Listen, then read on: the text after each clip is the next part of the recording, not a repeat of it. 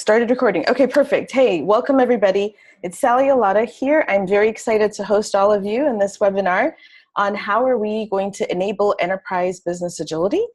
So thank you for attending. It looks like we've got some cool folks from all around the world. So thank you for making time. Quick introduction, who am I? I am Sally Elatta. I was born in Sudan. I'm the CEO of Agile Transformation, started the company about 10 years ago. Also founder of AgilityHealth. AgilityHealth is our continuous improvement and founder of EBA, the EBA model that I'm going to share with you today, the Enterprise Business Agility Model and the 7 pillars. I do a lot of work with executives, helping them develop a strategy for their transformation. I'm a very proud mother, public speaker, and entrepreneur. At Agile Transformation, we're known for our business agility model, AgilityHealth. We also have agilevideos.com. I know many of you guys have watched some of those videos. And as I mentioned, I'm originally from Sudan in Africa. I was actually there last week. Just got back, so I still have a little bit of jet lag. And these are my beautiful 3 children. So again, thank you for joining me on this webinar. So the topic that I'm going to go through today is around business agility. And I thought before I just jump into what is business agility, it'll be very helpful for me to take you through the journey that we've been seeing customers go through. And I hope that this is relevant to you. So sort of let's go through this journey. And it's the transformation journey that we originally would just call an agile transformation journey. But as you see this journey continue, you'll see that we're moving beyond that conversation. So the very first step is what we call team agility. The goal of the transformation was team agility. How do we get high-performing teams? And so this is where Scrum, Kanban, this is where we all fell in love with agile methods, as we should. And we started to implement Scrum for teams. We started to learn about Kanban and continuous improvement for teams that don't need to sprint, for example. We realized that we need to move away from project teams that we keep putting together and dismantling and keeping teams stable. So we realized the importance of shifting to, some people call them intact team, stable team. We also started to invest in agile tooling. So you might have Jira, you might have Rally version 1, Agile Central, VSO. We started to realize that where are we going to store our stories, our features? Where's our backlog going to go? How do I see my burn-up chart? How do I measure my release and all of that? So, and then the other thing that we did is we invested in co-location, or we invested in virtual collaboration. So if we have virtual distributed teams, we started to figure out how do we get them to work together as if they're sitting next to each other. And if we do have co-located teams, which is awesome, how do you create that engaging workspace? So a lot of companies, and still investing in moving people around, creating team collaboration spaces and all of that. So that whole kind of area is really a focus on what we call team agility. And I would say that we, as a community, kind of stayed here, and companies stay here for like 2-3 years. And some organizations, and as a community, we've been here for a while, but the focus really is around how do I get my teams to be high performing? So then what happened after that? Well, that's cool. We got 5, 10, 20, 50 teams to start doing Agile. The problem that happened thereafter became team of team agility. Team of team agility, the problem that we ran into is, hey, how do I get all those teams, those 5 to 10 teams, or those 50 teams to deliver on a common goal together? How are they going to do release management? How are they going to plan? We started to realize that there were too many dependencies across the teams, and the teams were not coming together to plan together, to manage those dependencies, to break down the work, to cut down the silos. And so what happened in the team of team agility space is the beginning of our conversation around scaling Agile. This was sort of the birth of SAFe, Scaled Agile, and other scaling methods. This is also where DevOps became important. Let me pause and ask you guys, why do you think DevOps became important? Now that I need multiple teams to come together and deliver on a common product, a common vision, why are we all starting to move to DevOps? Go ahead and chat with me. Give me some ideas of why do you think at this level DevOps became important? We know why scaling Agile and SAFe became interesting, because we have to plan together, we have to figure out dependencies.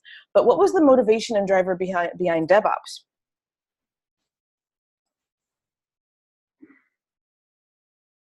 Avoid bottlenecks. Yes, Mary.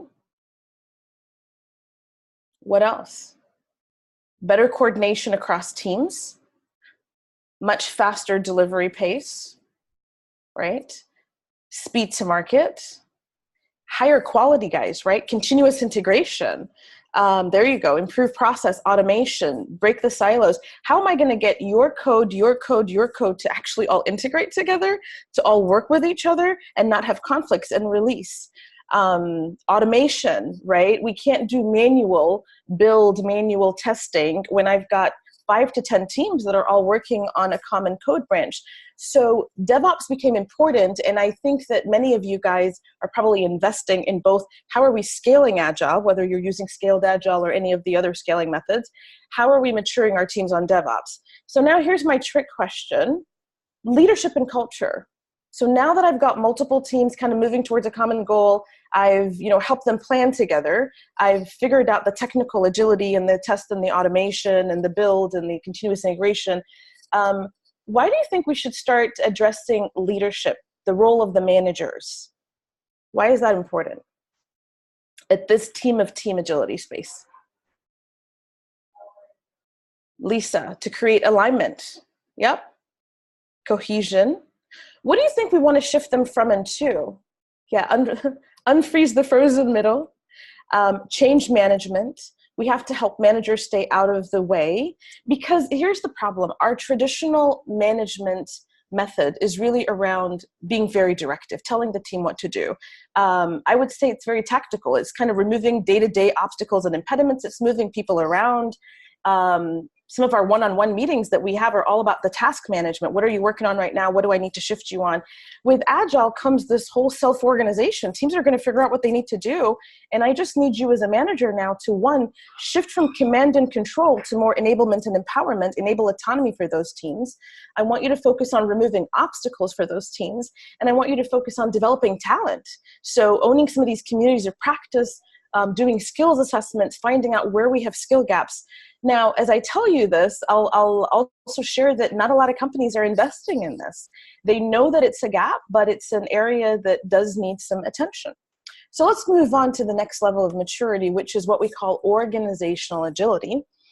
And many of our enterprise customers are here today. A lot of the very, very large corporations that we work with all the time right now, very large banks, financial, insurance, all of them, are struggling with portfolio management.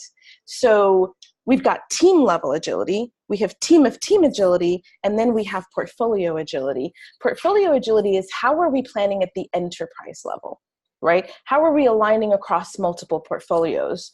What we realize after looking at so many of these leaders and organizations and seeing how they plan today is it's very painful. Let me just put it that way. It's very painful. There are a lot of portfolios that generate demand, they generate outcomes, they've got large initiatives, they've got big strategic projects that they want to get done.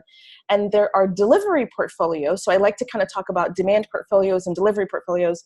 And those delivery portfolios, those delivery work streams are shared, and they have competing priorities that are coming to them, and they don't know who to prioritize because every portfolio comes to you and tells you they're number one and their initiative is number one.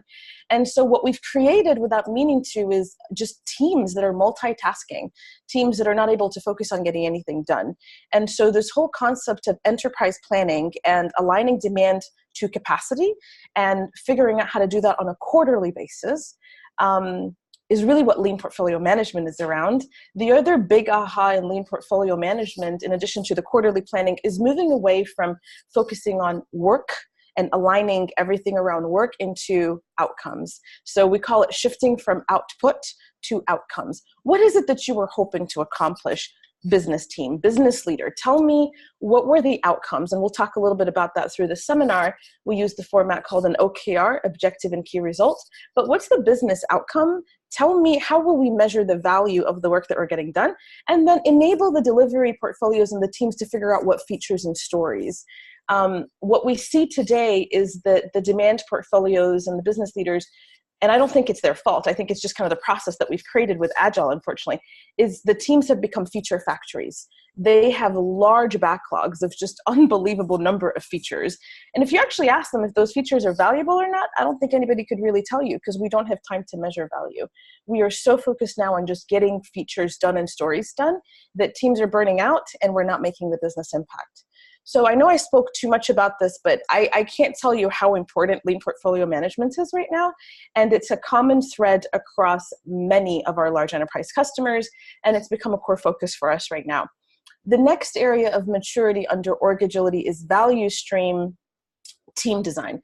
So what I'm talking about here is, it's awesome that we've grouped teams into programs or into trains or into, if you guys call them tribes, whatever terminology you use for your teams.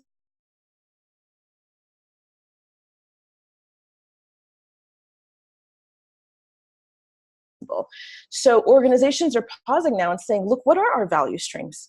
What are we trying to optimize for? Where do we want to flow value? So now that we have implemented lean portfolio management and we understand that these are the business outcomes that we're trying to accomplish, how can I organize my teams and organize my trains so that I can maximize the flow of that value and reduce the dependency and the reliance cross-train, cross-team, cross-portfolio to get anything to done? So redesigning now when I say redesigning organizations around value streams, I'm not talking about a physical redesign. I'm not talking about changing reporting structures. Unfortunately, that's actually one of the biggest problems that I see today is organizational design is all about reporting structure. So all of the teams that report to me are going to be in my trains or in my programs, all of the teams that report to you. The problem is, in order for us to get an outcome done, I might need your teams, my teams, a marketing team, a business team, a technical team, a back-end team, and a front-end team to all work together. So think about what we're saying here is, how do we create virtual organizations that have nothing to do with who reports to who, that are aligned around delivering business outcomes as quickly as possible. So what we're talking about is maximizing flow of value. The last thing I'll talk about here for lean product maturity is a gap that I'm seeing in a lot of organizations, which is the lack of product maturity. Companies are used to project management. They're used to just starting a project, ending a project, starting a project, ending a project. The idea that we actually have products, and even looking at your services, even if you don't have products, I know some of you are thinking, oh, we're a service company. We file claims, we process claims. It doesn't matter. Whatever you do, if you're an HR department and you offer HR services, trust me, you have a product and you have customers. Think of it from that perspective. How do you have a vision for the product? How do you have a roadmap for it? How do you clarify the difference between a product owner at the team level and what their role is versus a product manager who's at the team level versus a portfolio owner who's at the portfolio, the third layer?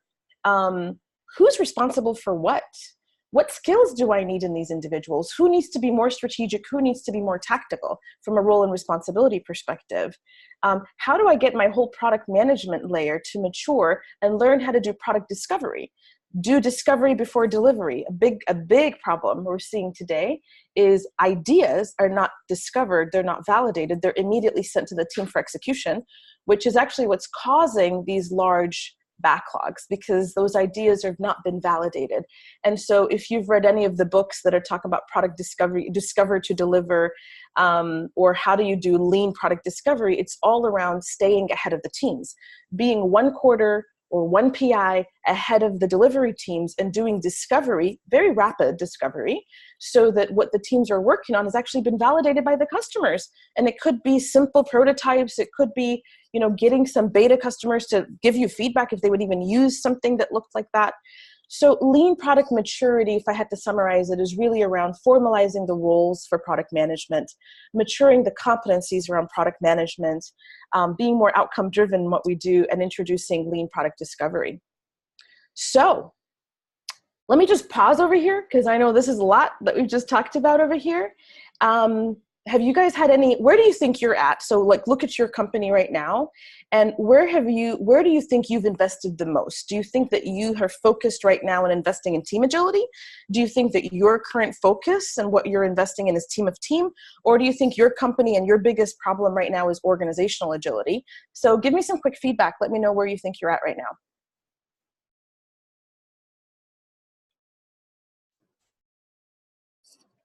organizational agility, moving from team agility to organizational agility, another one saying organizational, challenges around organizational agility, love it.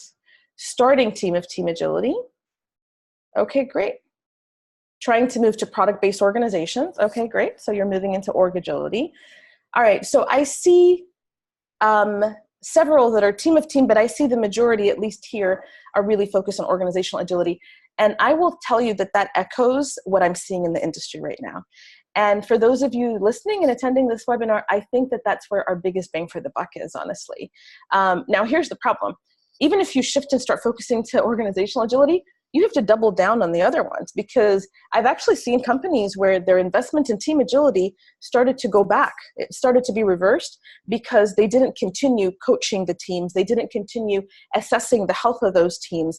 And so unfortunately, this is all additive. So you won't be able to do organizational agility without stabilizing the team of team investment and the team agility. So I'm going to fast forward you to the future. This is your crystal ball of, okay, now that you're done with organizational agility and you've really matured around lean portfolio management and value stream structure, what's going to be next for you? Well, this is where talent development. Why do you guys think talent development is important? Think about this. You just moved people around. You just created a new organizational structure that's virtual, that's around outcomes. You've probably created a whole bunch of new roles that didn't exist before. You got to get HR involved now. HR has to have a seat at the table, if not help lead this transformation, because talent development, recruiting, hiring, compensation, all of that, HR agility is going to be absolutely needed. Innovation, now that we are truly aligned around business outcomes, customer seat at the table is going to be critical. We want to hear the voice of our customer. We want to know what is it that they want us to do. And quite frankly, we want to stay ahead of our customer. We want to anticipate their needs. We're going to move away from that very reactive, what do you want me to build for you next kind of mode, into being ahead of the market, anticipating the market's needs, and starting to be proactive about being innovative and building things based on understanding the right problem. What I love, Marty Kagan talks about the biggest problem with product development is that we fall in love with our solution. We don't fall in love with the problem. And so part of innovation is really listening to what the market's really looking for, understanding the problem before you just jump into and come up with the multi-million-dollar solution you're going to build. In this area where true business agility is going to happen, you know, we've talked a lot about, you know, should sales teams, marketing teams, audit, legal, finance, should they adopt agile practices? Yes, of course they should. And so when you're in organizational agility mode, you're going to see that they're going to start to what I call experiment with agile and experiment with agility. But when we get to this level 4 of maturity, it's no longer optional. I can't have legal still using very old traditional processes. Audit can't still say, hey, fill out the 50-page form. Sales can't sell something irresponsibly without, you know, working with the product development teams to make sure that we can actually deliver on it. This is really about enterprise agility. This is not even about Agile and Scrum. So I want you to get away from this, oh, I want to make sure my HR team does daily stand-ups and has a Kanban board. That's cool, right? That's great. But that's not what we're talking about. We're talking about enterprise agility. We're talking about full alignment. We're talking about leaning out all of our processes. We're talking about having business and technology teams come together to achieve outcomes without looking at their organizational boundaries, right? Breaking those silos, not having a us versus them, not having a we're tech, your business. Like all of that needs to start getting broken here, because that's how we're going to achieve business agility. And so at the end of this journey, we really do achieve business agility. But in that, when we arrive there, you don't really arrive. This becomes a journey of continuous learning and improvement, continuous growth. It's not considered a transformation anymore, because as an organization, you've become a learning organization. You're continuously, every quarter, inspecting, adapting, learning, improving. You're anticipating your customers' needs. You're staying ahead of the market. And the most important thing is to sustain the culture and that whole journey that I just walked you through. At the very bottom over here, what I have for you, obviously, AgilityHealth is our platform. And so we're very concerned about measurements and metrics. And we believe that this entire journey should be enabled through measurements and metrics. Otherwise, it's going to be very gut-feely.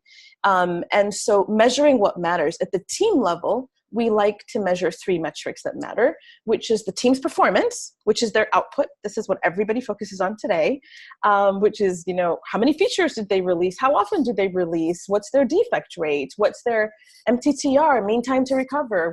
Great, those are all awesome. And that's what we call performance. And that's very output oriented. We do want to measure the team's maturity. So this is how healthy is the team. And those are the practices and behaviors that those teams have. And you'll see that in our team health radar. But we also want to measure outcomes. And so we want to align all of our teams in our organizations to OKRs and outcomes every quarter. And we want to measure from those outcomes and OKRs, which ones did we actually accomplish? And are we actually achieving business value? So from a team level, that's the kind of data that we collect in AgilityHealth and we try to roll up. At the enterprise level, there are 3 metrics that everything kind of rolls up to, which is, have we improved flow? And flow is speed time to market, it's reducing dependencies, it's how frequently we deliver. Are we getting things as quickly as possible? Are we enabling that flow of value? The second metric is value, and value is really around business outcomes. Are we achieving those goals? The other 2 metrics that we have under value is customer satisfaction and employee satisfaction. So we really believe that in this journey of business agility, if your customers are happy, if your employees are happy, and if you're achieving your business outcomes, that's value for you. And then there's quality, right? So flow, value, quality. And quality obviously is measured with a lot of different things, but test automation, defects, customers being happy with your quality and production, the level of automation that you have. So when somebody says, when I arrive at the end of this journey, what am I going to accomplish? How am I going to measure my success? You really will look at flow, value, quality, and make sure that you have healthy and happy teams. So now let's go into what's the definition of business agility. So business agility really is the ability to adapt to change. We want to create these organizations that are nimble. They can sort of move with the flow. When the industry's changing and there's new demands, we don't want you to be stuck. We want you to be able to very quickly change your product, change your vision, conquer a new market, and be nimble. We want you as an organization to learn and pivot. Learn and pivot means don't just assume that you know what the world needs and what your customers need. You need to every quarter listen to the voice of the market and the customer, inspect, adapt, pivot, change your strategy if it's not working for you. Deliver at speed, so deliver as quickly as possible, but obviously with high quality. And instead of survive in a competitive market, I love that Evan Laybourne, so Evan's the founder of the Business Agility Institute, he really called it thrive in a competitive market. So you actually feed off of this competition. Now, why do we need to start moving in this direction? Because gone are the days where large enterprises are eating, the big companies are eating the small. Today, fast and nimble companies and startups are the ones that are winning the race, and they're the ones that are eating the slow. So your ability to learn, deliver quickly, really could be your competitive advantage. So let me pause here and kind of re-engage everybody. Now that I've kind of helped you understand the journey, and now that we've talked about what business agility really is, think about your own organization or the customer that you work for right now. What do you think are the top challenges getting in their way of achieving business agility and executing on those? Remember those big outcomes, those top strategic initiatives that they want to conquer the market and be competitive. What's getting in the way? Go ahead, take about 30 seconds and start brainstorming for me. What are the biggest impediments to enterprise agility and actually achieving and executing on our strategy? Alignment between business and engineering, strategic funding, org structure, going back to waterfall. There's no common definition of agile and agility. The lack of product maturity, lack of knowledge on agile. Top management and executives don't understand. Business engagement, customer engagement. Aligning, Margaret says, how are we aligning people around outcomes? We have PMOs that are still preferring waterfall and traditional project management. Mindset, Maria says mindset, that's a really good one too. The org structure, executive sponsorship and leadership. So executives themselves don't understand what we're talking about. Lack of limiting work in progress. And Agile has just become a buzzword, and it means a lot of different things to a lot of people. Okay, great. Performance management, that's a good one from HR. So performance management in HR is still very traditional, and it's very goal-oriented, and it kind of rewards heroes, individuals, as opposed to teams. Perfect. Awesome. So the problems that we're trying to solve, you guys have already kind of mentioned many of them, so I'm not going to go through each single one of them, but ineffective team design, slow time to market, competing priorities, we don't discover before we deliver, so much focus on output, not outcomes, very painful enterprise planning, demand and capacity are not aligned, we have feature factories, the tech team, technology is adopting Agile, they're sprinting, the rest of the org is stuck. The whole, somebody brought this up, is tech versus business team, you know. Leaders are still commanding and controlling, top-down leadership. Limited voice of the customer, you guys already mentioned that. Our metrics are the wrong metrics. We're not measuring what actually matters. And teams are not empowered to solve the problem.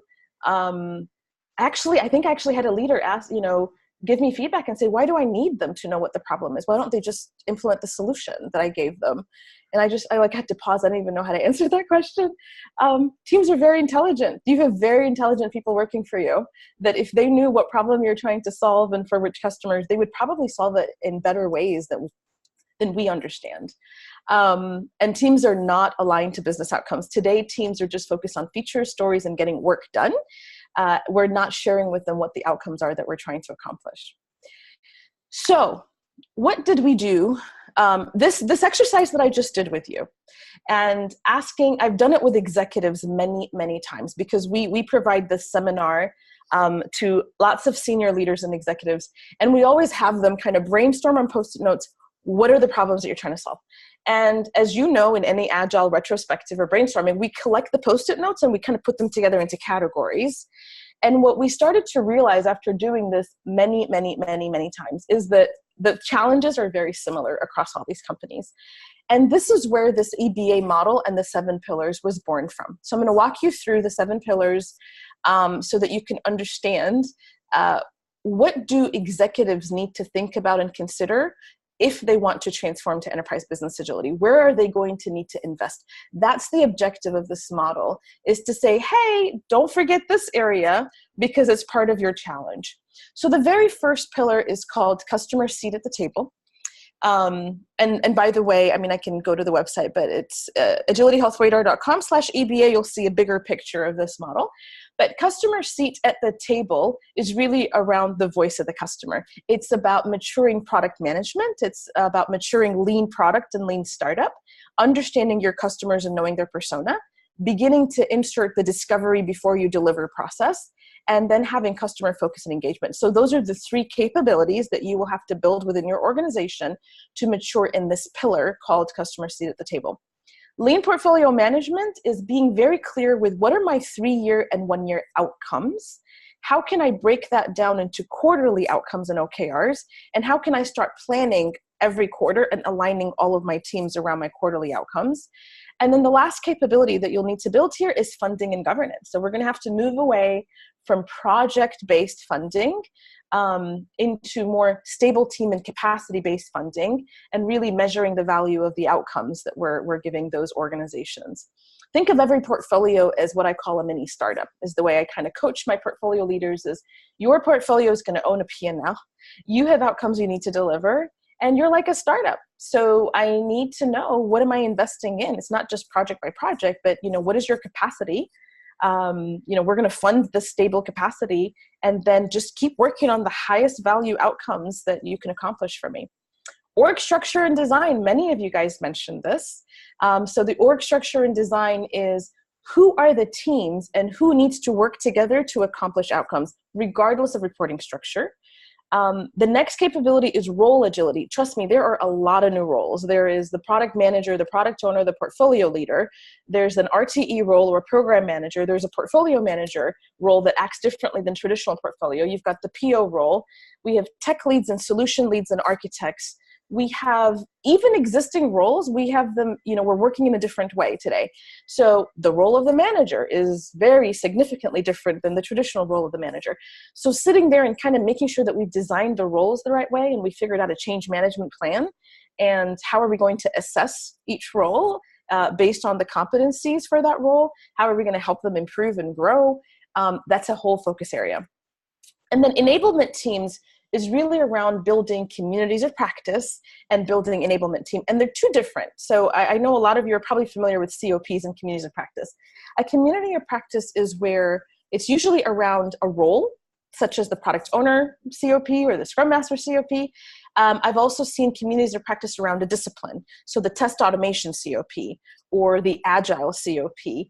And a lot of those communities of practice, their goal is to educate, to do knowledge sharing, to inspire a community, to bring them together so they can discuss what's going on, what are the challenges that they have. There's a lot of mentorship and coaching that happens in a COP, which is awesome. An enablement team is different. I want you to think of an enablement team as a team that actually has a backlog of work to get done. The customers of those teams are the other teams that they are reskilling. So an Agile enablement team or a DevOps enablement team or a CX enablement team, their job is to teach the other teams that skill set. It's to enable those teams with this new skill. And so you will have enablement teams that have actual coaches in there, they actually have a backlog, and they are distributed across the teams to bring up and lift up their skills. All right, let's go to our next pillar, which is the Agile framework and mindset. This is where we've invested. I mean, when you look at these 7 pillars that I'm going to walk you through, you're going to clearly see where you've already invested a lot of time. And I would say that as an industry, we've invested a lot in the Agile framework and mindset. We have brought in Scrum and Kanban to our technology teams. Check, great. We have brought in scaling methods. How are we going to plan across multiple teams? The most popular method that almost all of our enterprises uses is the SAFe method, Scaled Agile. There are other methods out there. Agile for business teams, and so this is the beginning of teaching Agile marketing, Agile for sales, Agile for HR, Agile for finance. Yes, Agile can apply to you. It looks a little bit different. I have claims departments that are using Agile at some of the Blues. But this is all around taking these Agile practices and implementing it within every team. Here's the big one that's missing, right? Leadership and culture. How do we get leaders at the highest level to define a new leadership model that enables this new way of working? I've worked with some really large banks, and I'm very proud of them because the first thing that they did is the CEO and the head of HR invested in identifying what are the new leadership behaviors that we all have to align behind and move away from. How are we going to build autonomous team if everyone in our company wants to command and control their way through everything? How are you going to unleash the power of teams if you still have that very dictating, I tell you what to do, do as I say mentality? So, and it has to start from the top. I've been rejecting doing any workshops in our company where they tell me, oh, just teach this to the manager layer. I'm like, no, you got to get your executives to buy into this, because every manager or every director group that we will teach leadership agility to, they'll say, well, the people above me don't act this way, and so how do you expect me to act this way? They're all command and control. So leadership agility is fundamental to this transformation. Transitioning the role of managers. The reason we put this as a separate capability in itself is because we haven't focused on it, and it's created the frozen middle. So we call the middle management the frozen middle, but that's not right, and it's not fair, because in this Agile transformation movement, we focus on executives and leaders, we have re-enabled the teams and taught them, and we have left out the role of the managers. And so we need a change management plan. We should re-educate managers, give them the new competencies, help them focus on coaching and developing people. I also think that managers, in our management workshop, managers can transition to other roles. There are a lot of other adjacent roles. Not every manager wants to be a people manager. Some managers are great at program management. Some of them are great at being a product owner. Some managers might want to move into being an architect because they really do like solving the problems themselves. So there's a lot of work to be done in this little box. Think of each one of those boxes like a big epic. It's a capability that needs to be built. And then obviously culture. How do we create a culture that welcomes change? A lot of the banks and the financial institutions that we work with have a fear of change. They have sort of a culture of perfectionism, a culture of don't make a mistake. The problem is that kind of goes against the whole innovation, learn, pivot, inspect, and adapt. So how do we not look at failure and look at it as more learning as we go through this? The sixth pillar is called Make It Stick. We actually added this pillar about a couple years ago, 2.5 years ago, because we realized that sometimes after we're helping an organization, we're walking away, that the organization's starting to revert back to form again. They're slowly moving back. And so we're like, what were the keys there? Like, what's missing? And what's missing is that every company has to invest in building internal change agents. And those change agents could be Agile coaches, they could be DevOps coaches, it could be product coaches, it could be leadership and cultural coaches, and also business agility strategists. So EBA strategists. You can't only depend on outside consulting companies, even though you are going to need outside consulting companies for this journey. You'll need strong partners to help you. But at the end of the day, if you don't invest in your internal people, if you don't have internal leaders, managers, coaches, directors, VPs that are learning this, that are sustaining it, it's going to be reversed. And I've watched it and I've seen it happen. And all you need is 2 or 3 new executives that join the company that don't understand any of this. And it goes right back to what it was before. Continuous measurement and growth is the whole reason why we built AgilityHealth, you guys. We honestly, leading so many of these transformations, we felt guilty for leaving and not leaving behind a way for teams and organizations to continuously measure on the right competencies. Are we moving in the right direction? Are we healthy? Where do we need to improve? You can't improve what you can't measure if you don't know where you are today. And so the whole DevOps radar, the team health radar, the role-based assessments that we built, it's just a way to say, guys, are we aligned that this is what good looks like? This is the definition of DevOps for us. And are we okay that all of us in a consistent way are going to start to measure against this and move in the same direction? How do we row the boat in a common direction if we have no common definition? That's the problem we were trying to solve with this. And so continuous measurement and growth is really around making sure we're consistently moving. Agile talent development, and we've put a lot of effort into this lately with our friends at IC Agile.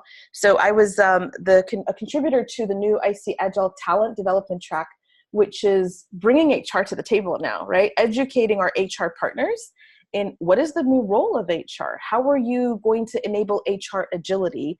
The learning objectives that are there all around the new org structure and org design, leadership agility, the new roles, a lot of the stuff that we talked about. How are we going to hire? What about performance management? What about salaries? What about aligning teams and rewarding around outcomes? There's so much there that needs to change. And I predict that in the next 3 years, that's going to be the biggest disruption is to HR. I think just like Agile fundamentally changed how technology works, I think you'll see that HR will fundamentally change. Finance is going to fundamentally have to be impacted. The last pillar is technology agility. And technology agility is and I put this as the foundation pillar, kind of is at the bottom, because all the stuff that you do on the top, if you're sitting on a really bad architecture, and if you can't even touch anything on your code because it could break apart, right? Because you've got systems that are just so volatile. Moving to the cloud, adopting DevOps, teaching technical practices like test-driven development or automation, having developers peer program together, all of those technical practices, the new modern architectures that are scalable, using service-oriented design, it's a must-have, right? It's the foundation, because you can do all that stuff on top, but if your house is built on the wrong foundation, it's not going to scale. So those are the 7 pillars of EBA. And I don't want you to be overwhelmed by them. I want you to understand that the reason we put them into one picture is because we needed executives and leaders to understand you have to invest in these. You have to think about them. Each one of them is critical to your business agility journey. And thinking that just because you've invested in Agile alone, that you've arrived, it's not going to work. It's going to be reversed. Many companies today have said they've invested in Agile transformations for multiple years and millions of dollars, and they're still not seeing the business impact that they were hoping to accomplish. Well, why? Because it's not just about Scrum. It's not just about Kanban. There's a lot more to enterprise agility and business agility than just adopting one or two methods. It's a very holistic strategy that you have to have. So that is what EBA is. It is really a strategy model. It just enables in one picture for senior leaders and executives to develop, what's our strategy? What are we going to focus on right now? And you can't go do all of this right away, right? You can't do all of it right away. So what we normally recommend is you start. Lost audio. Can you guys still hear me? Somebody said that I lost audio. You can hear me? Okay, perfect. Thank you. Where we like to start is to do, first of all, this seminar. So thank you for coming and attending and listening, because everything starts with education, right? You have to understand what enterprise business agility is. You have to kind of take a step back and figure out, like, gosh, there's a lot here. This is going to be a multi-year journey. Nope, it's not just going to happen in 1 year. This is a multi-year journey. Where have we already invested? So I'm sure as you look at these boxes, you could probably be like, well, we kind of did something here, we did something there, we've looked here. And that's why I like to say, start with a baseline assessment. Obviously, we have a radar that measures enterprise business agility, but start with a baseline assessment to say, where are we today? And then have a strategy session. And the strategy session needs to be with all of the right leaders, a very cross-functional group of transformation leaders. It needs to have HR, it needs to have finance, it needs to have your business partners, it needs to have your technology partners. Come together to say, where is it that we want to be by the end of this year, or maybe 2 years from now, right? So kind of create a 2-year vision, a 1-year outcome, and then break that into quarterly chunks. So for the next quarter, in order for me to achieve the following outcomes by end of year, I'll give you a real example. So we work with some companies right now, very large financial companies, and they have to mature enterprise planning, right? It's so painful. And they have to mature their organizational structure and redesign around value stream. Those two are the top 2 outcomes that they need to accomplish by end of year. But again, this is a complex problem because there's multiple portfolios that need to focus on that. So now we're going to say, okay, well, which portfolios need to be enabled with this? And what are we going to do every quarter to start focusing on some of these pillars, right? And focusing on that for this year, while injecting some of the measurement and growth as we go through all of this, and injecting some of the leadership and culture that's needed to enable that. So every company needs to do a baseline assessment to see where they are. They need to come up with a vision of where do they want to be in the next year or 2 years. Again, this is still a multi-year journey. And then break that vision down into quarterly outcomes and figure out which one of those capabilities do they want to invest in for each portfolio. So each one of those pillars has an objective or a guiding principle. So for example, customer seat at the table, what's the objective? What are we trying to solve there? Well, we want to build the right product, right? So this very first guiding principle, which is building the right product, maturing portfolio and product teams, engaging, doing opportunity assessment, and doing discovery before we deliver, that's what we're hoping to accomplish. In lean portfolio management, our objective is to align teams to outcomes. We want to start to move away from output, and we want to make sure we're really focusing on outcomes. And we want to reduce the high work in progress and the feature factory that we've got right now. For org design, for that third pillar, what we're trying to do is design virtual organizations that can enable the flow of value and outcomes. And we want to start breaking dependencies, and we want to really fix all of the roles that we've got and enable the role agility. For the Agile pillar, we want to enable Agile and lean mindset across the whole enterprise, not just for technology teams. We want to take these awesome practices, whether it's the daily stand-up meeting or having a visual wall, or demoing your work that you got done. All these are great practices that apply to any kind of work. This is not just about technology work. For leadership and culture, what's our objective and guiding principle? We really want to and need to transform leaders at every level of the organization into moving into new modern ways of working, enabling autonomy. The whole command and control, you guys, is so old school. I can't even tell you. Like, it's really traditional now. And the problem is, if you continue with that way of command and control and dictating and telling people what to do, you're going to miss a lot of the new, the modern, the young crowd that's just not going to tolerate that anymore. So, the new workforce is looking for a new way of working, and it's about engagement. It's about unleashing their thoughts, their ideas, their creativity. And so the very traditional management style, which is I know better than you, I tell you what to do, I'm not listening to you, is very immature leadership. So we got to invest in leaders. Enabling organizations to make it stick. So our make it stick pillar is really around building internal change agents, sustaining the culture and transforming HR. Technology agility, as we talked about, is moving to modern architecture, technical practices, and DevOps. And then finally, remember I mentioned to you value, flow, quality, and happiness. Those are the metrics that matter that we need to start measuring. So I know I've covered a lot here, and I know you're probably wondering, gosh, where do I start with this?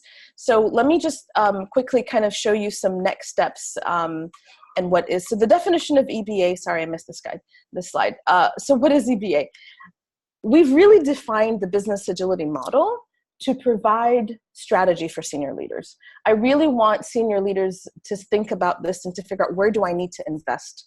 If I invest in these areas, I'm going to accelerate my business agility transformation.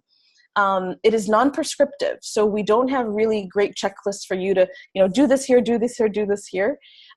We call it a pool-based model. So what we share is patterns. So a lot of organizations that have already been here, done that, here are the patterns that they have adopted. Pull-based means that it's not a top-down, everybody must do this. Really look, educate people, kind of like what you guys are doing right now. You're here, you're listening, you're learning.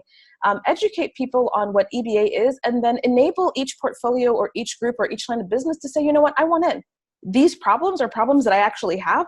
And the senior leaders and the executives say, no, I'm signing up. I want to do this, because they're going to have to roll up their sleeve and be part of the transformation. Everything in EBA sits on top of Agile, Scrum, Kanban, and Scaled Agile. So nothing in EBA provides any detailed implementation at those levels. It really sits and it just assumes that you've already invested in Agile and Scrum and Scaled Agile, and that you're looking for just a strategy, right? From an executive perspective, business leaders and technology leaders, how do we define a strategy for this transformation?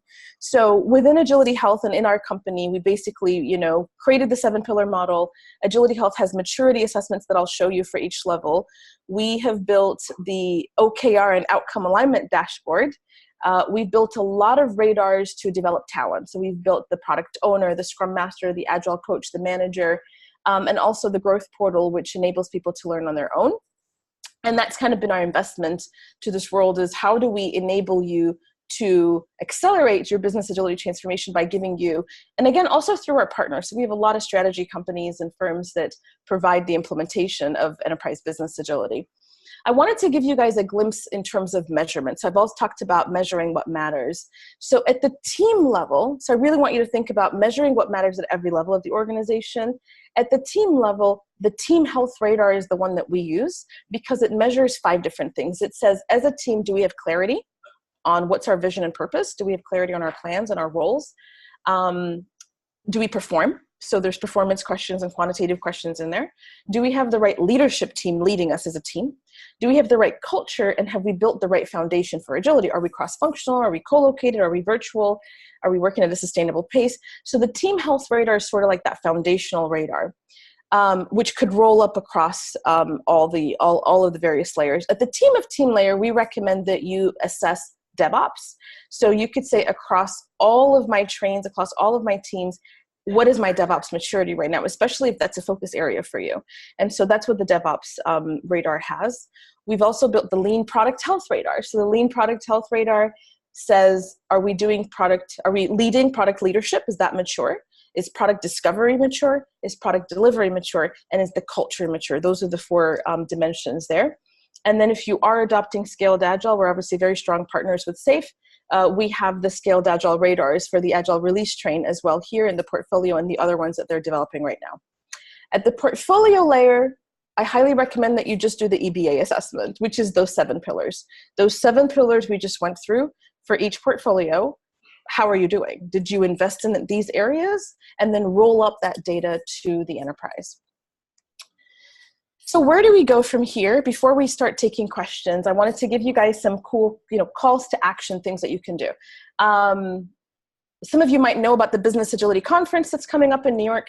Evan Laybourne is awesome. He's the founder, and we've partnered with the Business Agility Conference and with Evan to build what we call the Business Agility Report. It's a global benchmark report for business agility. So Melinda will post this for you right now, but the Business Agility Benchmark Survey, go ahead and complete this assessment. This is not our 7 pillar, this is more of the global benchmark one, but fill out that survey. You'll see immediately at the end of it how you stack up to the others that have filled it out. And then you will also get a copy of this report that you can provide to your senior leaders and executives, and we'll be covering some of it in that Business Agility Conference as well. So, go ahead and fill that out or share it internally, and this will be the global benchmark report. The other thing that you can do is get certified, learn more. We have a 2-day and 3-day workshop for enterprise business agility strategists. Again, I really want to be clear because the level of conversation we're having over here is really around strategy and enterprise strategy. So make sure that the people that you're sending to this workshop are truly qualified for that conversation.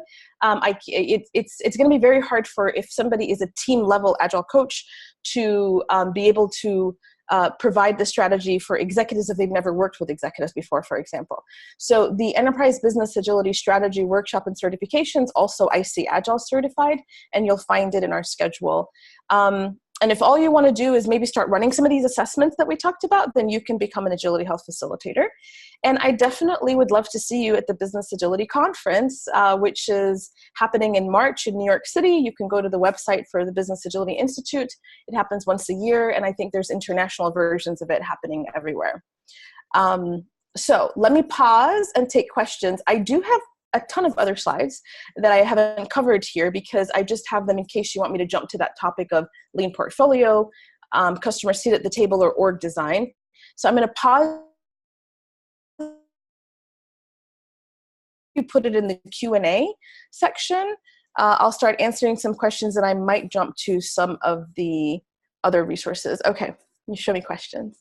And yes, Omar, we will be sharing the slide deck. You're going to get Melinda here's Melinda and Emily both are going to be sending you guys an email with the recording, this recording itself, and then access to download the slide deck. And like I mentioned to you, I have a ton of other cool slides. All right, what are some of the questions? Oh, all right, let me just kind of see them. So they don't want to hear from contractors, Scrum Masters, but only employees. So Nikita, I think it's not a question, but I think it's a comment that organizations are not getting feedback or listening to contractors. I do think that from an HR perspective, we're going to have to pause and think about this because when you have a team and you want to create a high-performing team, contractors versus employees are all part of the team.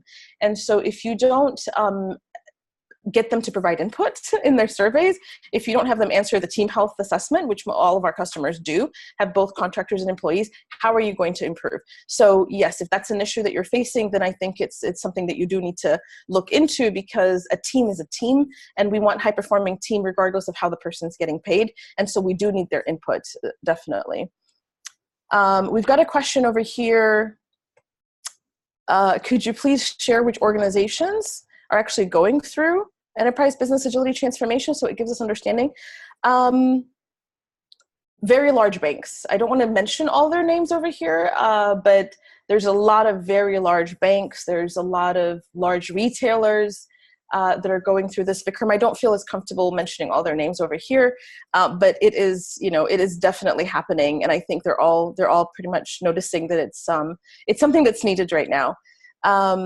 Why is HR not in the org agility phase? Gabrielle asked that question. All of the ones that I put in that next phase, Gabrielle, which is sales, marketing, HR, finance, legal, we start to experiment with their transformation in org agility. So I want to be clear with that. So in the org agility phase, you are going to start. So I have a whole bunch of HR people coming to the HR workshops and learning, and they're experimenting and they're trying. So it's not that they're not in org agility, they are, but they're more in the experimenting, piloting, trying this out, being educated. That next phase is, it's all in. Like it's not negotiable anymore. It's not like, oh, hey, let me try it. No, sales, marketing, HR, finance, like they're going to have to really transform from a lean perspective to achieve agility. Another question was from Omar, can the radars be customized? Yes, the radars can be customized, and you can create your own custom radar as well. Obviously, if you stick with the radars that we've created with the questions, you'll be able to benchmark, right? Because we've like hundreds of customers that are using it. So if you use the benchmark radars, you'll be able to say, how analyze, my health and my performance against all these other companies. But in terms of if you want to create your own version, of course. The problem that we've seen with many organizations is they don't even know what Scrum is, but they jump immediately to scaling Agile. What do you think on this? That's why I kind of show it as a journey. I think that it's important to see that there are multiple steps in the journey, and each journey has a focus. And so if your goal is to mature at the team level, you're going to have to invest in team level agility, and that is Scrum and Kanban, and those are all both part of Scaled Agile. But if the problem that you're trying to solve is how am I going to get multiple teams to coordinate with each other, then yes, I do need to invest in learning how to scale, learning how to do PI planning or big room planning. I think instead of focusing on the buzzwords, I think we should focus on what problem we're trying to solve. What's the outcome that we're trying to achieve? Are we trying to solve a technical agility problem? Well, then let's adopt DevOps. Are we trying to solve a team of team problem? Are we trying to solve a team agility? Is it an organizational agility? And by the way, Scaled Agile in itself has implementation patterns at the team level, at the team of team level, and even at the portfolio level. So, I don't want you, because I put Scaled Agile in the team of team level, that doesn't mean that that's where it stays. That's where it was beginning to be adopted. But it obviously has Scrum and it has portfolio management as well. All right. I hope you guys enjoyed this seminar. It's very important for me to get feedback. Feedback is a gift, so we're going to post over here for you a link to a survey so we can get your feedback. Thank you so much for joining, and I hope all of you guys have an amazing rest of the day and the rest of the week. And I've given you 4 minutes to spare, so thank you so much. Bye, everyone.